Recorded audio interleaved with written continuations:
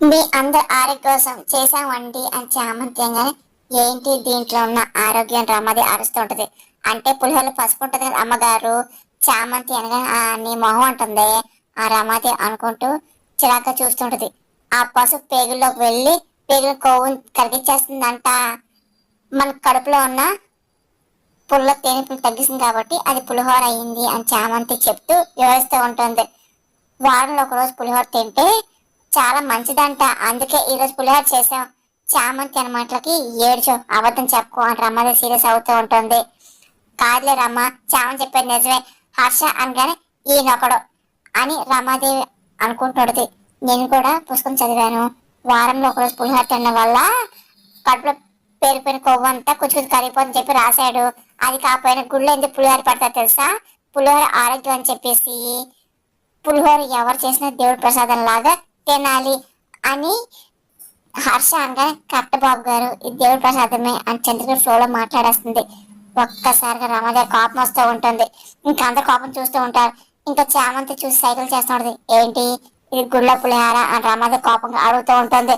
అలా కాదమ్మ గారు, దేవుడి ప్రసాదం తింటారని అత్త దేవుడి ప్రసాదం అంటుంది. అంతే కదా అత్త అని చామంతి కవర్ చేస్తుంది. అంతే అంతే చామంతి అని చంద్ర కూడా అంటూ ఉంటుంది. నాన్న చెప్పాక వాళ్ళు మన కోసం చేశాక వాళ్ళు ఒకరోజు పులిహోర తినకపోతే ఎలాగా, రేపు కావాలంటే ఏమైనా తినచ్చు అని ప్రేమంగానే ఎవరు మానం తినండి అని చెప్పి హర్ష అంటూ ఉంటాడు. ఇంకా చంద్రిక అందరికి పులిహోర పెడుతూ ఉంటుంది. రమాదేవి రోజాకి నిషాకి అరుణ్కి చిరాకు వస్తూ ఉంటుంది. కానీ ఇంకా ఏం మాట్లాడలేక వడ్డిస్తుంటే అలాగే చూస్తూ ఉంటారు. చామ్ అని చెప్పేసి ఇంకా ప్రేమ్ అంటూ ఉంటారు. సరే అని చెప్పి రమాదేవి తిన్నాను కూడా తన వల్ల కాలేకపోతూ ఉంటుంది. ఇంకా స్పూన్ ఒకసారిగా ఇబ్బందిగా నోట్లో పెట్టుకుంటుంది.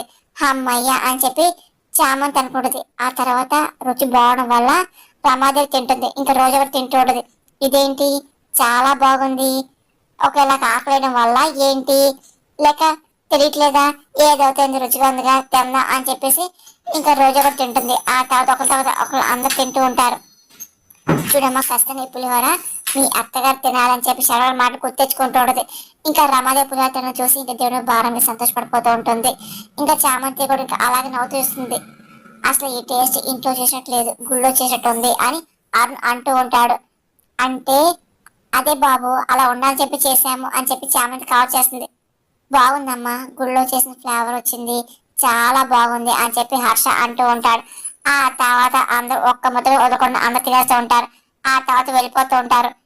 చాలా బాగుంది అని చెప్పి రమతి అనుకుంటూ ఉంటుంది. ఇంకా చామంతి చింతగా చాలా సంతపడుతుంటారు. చూసా ఒక్క ముద్ద కూడా వదలకుండా అందరు తినేశారు అని చెప్పి అనుకుంటూ ఉంటారు.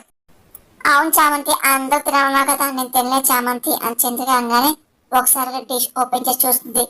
అయ్యో అత్త, ఒక మెత్తి మాత్రమే ఉంది అని చామంతి అనగానే ఆ మెత్తి చాలు చామంతి, నేను ప్రసాదం కదా తింటుంటుంది అని చెప్పి చంద్రిక అంటూ ఉంటుంది. ఆ ఒక్క మెతుకు చామంతి తీసి ఇంక చంద్రిక పెడతాడు.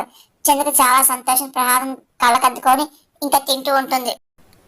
ఇంకా చామంతి ఇంకా 2 రోజులు పూర్తయింది అని చెప్పి సంతోషపడుతుంది. ఆ తర్వాత వెళ్ళి తన రూమ్ చూసుకుంటూ ఉంటుంది. ముక్తి అవుతుంది. అప్పుడే ఇంకా శ్రీనివాసన్ వచ్చి పర్సన్ చేసుకుంటూ ఉంటాడు. మీరు మీ స్టూడెంట్ చెప్పి తెలుసుకుని వచ్చానండి, మాకు ఇన్ఫర్మేషన్ ఉంది అని చెప్పేసి అనగానే, అంటే మీరు దేనికి వచ్చారు నాకు అర్థం కావట్లా, ముందే చెప్పండి అని చామంతి అనగానే, దాన్ని మీ గురించి తెలుసుకున్నాను అని చెప్పి శ్రీనివాసన్ మాటలకి అసలు మీరు ఏం తెలుసుకున్నారు, నా గురించి ఎందుకు వచ్చారని చెప్పి చామంతి అనగానే, చెప్తాను.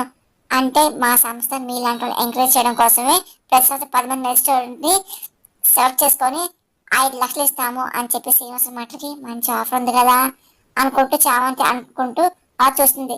ఇదిగోండి సంతకం పెట్టి చెక్ తీసుకోండి అని చెప్పి శ్రీనివాస్ ఇస్తే ఉంటాడు. ఇంకా చామంతి చాలా సంతోషపడుతుంది. చూడండి శ్రీనివాస్ గారు, మీ ఆలోచన మంచిది కాదన్ను, కానీ ఇలా తీసుకునే ఆలోచన నేను చేయలేను అని చామంతి అనగానే, అదేంటి మీరు అలాగంటారేంటి, మీకు తీసుకోవడం ఆలోచన ఉంది కదా, అందుకే మీరు మెరి స్టూడెంట్ కదా అని శ్రీనివాస్ అనగానే, మేము మెరి స్టూడెంట్ కావచ్చు ఏమన్నా కావచ్చు, ఉచితంగా డబ్బులు నేను తీసుకోనండి, నేను కష్టపడి సంపాదించుకొని నాకు వచ్చిందని తృప్తి ఉంటుంది.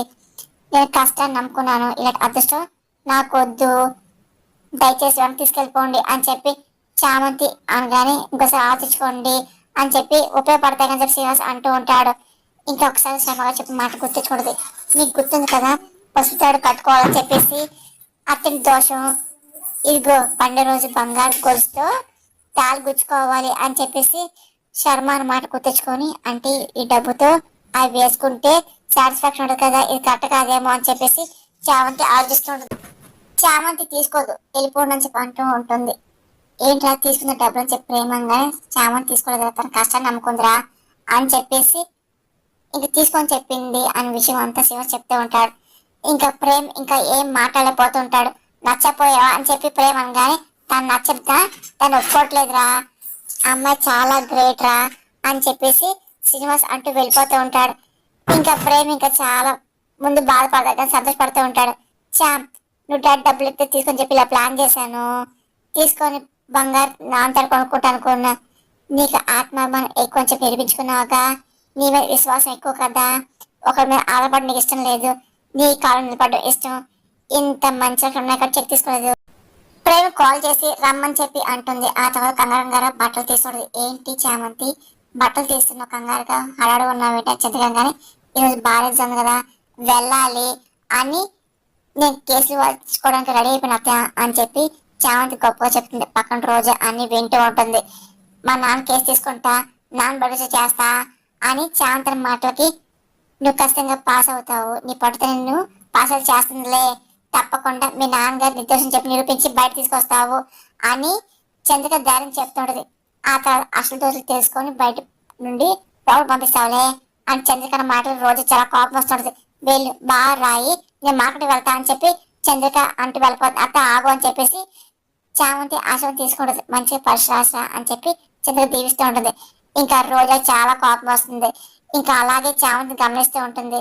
ఏంటి ఓ నైను, మా నాన్న బయటకు వస్తే ఇంకేమన్నా ఉందా, అసలే రాజవంశానికి నమ్మిన బంటు అక్కడ కాలకిన చెప్పులా ఉంటాకి ఇష్టపడతాడు తప్ప కూతురు ఎవరైనా అవడానికి అసలు ఒప్పుకోడుగా అని చెప్పి రోజా అనుకుంటూ, అసలు చామంతి అసలు ఎగ్జామ్ రాయకూడదు, అయినా ఏదో చేయాలి, అయినా మా అత్తగారికి నా అంటే పడదు కదా, సరే ఆవును నరికొస్తా అని చెప్పి రోజా అనుకుని కంగారు వస్తుంది.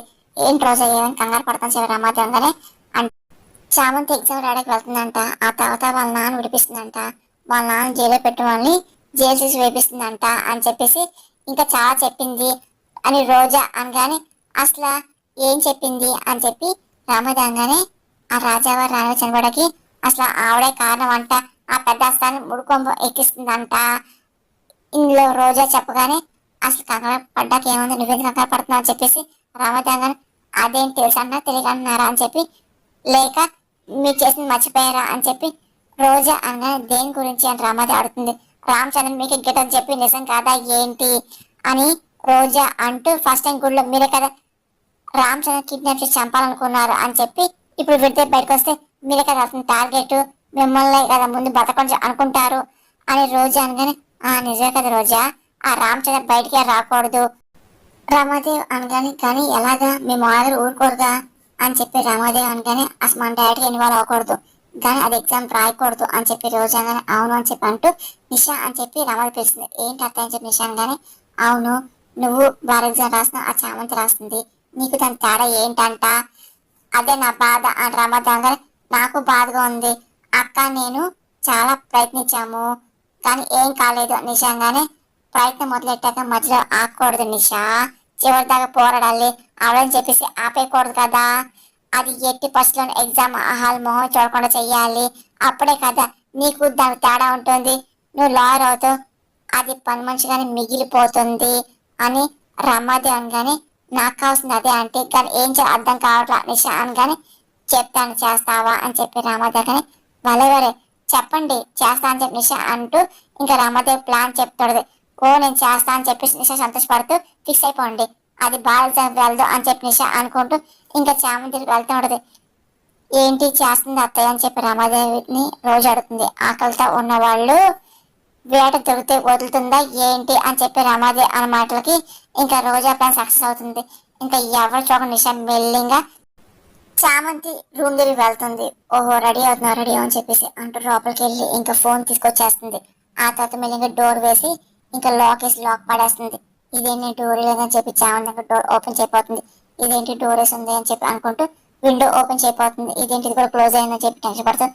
అత్త అత్త అని చెప్పి ఇంకా చామంతి పిలుస్తాడు. ప్రేమ్ బాబు అయ్యో ఏంటి అరే అత్తింట్లో లేదు మార్కెట్కి వెళ్తాను చెప్పింది కదా అయ్యో అని చెప్పి బయట కనిపించట్లేదేంటి, తలుపు తీయండి ప్రేమ్ బాబు అని చెప్పి చామంతి అదిగా అరుస్తుంటది. పైనుండి రోజా అలాగే రమది గమనిస్తుంటారు. ఇంకా నిషా వెళ్తుంటది. ఆంటీ ఇదిగో దాని గదిలో బంధించాను, ఇదిగో దాని ఫోన్ తీసుకొచ్చా అని చెప్పి నిషా అంటూ ఈ జన్మలో చామంతి లాగా ప్రమోట్ అవ్వదు అని చెప్పి నవ్వుకుంటూ చూస్తూ ఉంటారు. వెరీ గుడ్ నిషా అని రమాదేవి అనగానే ఆల్ ది బెస్ట్ అని చెప్పి ఇంకా రోజా విష్ చేస్తూ ఉంటుంది. ప్రేమ్ బాబు అని చెప్పి చామంతి అదే పనిగా డోర్ కొడుతూ ఉంటుంది. ప్రేమ్ ఇంక చామంతికి వెళ్ళిపోతుంటాడు. నిషా చూడు ప్రేమ్ వెళ్తున్నాడు అని చెప్పి రోజా చూసి చెప్తూ ఉంటుంది. వెళ్ళి అక్క తాళం వేసానుగా అని చెప్పి నిషా అంటుంది. ఇంకా ప్రేమ్ వీళ్ళు ఒకసారి డోర్ లాక్ వేసి ఉండదు గమనిస్తూ ఉంటాడు. ఇదేంటి డోర్ లాక్ వేసింది అని చెప్పి ఇంక ప్రేమ్ చూస్తూ ఉంటాడు.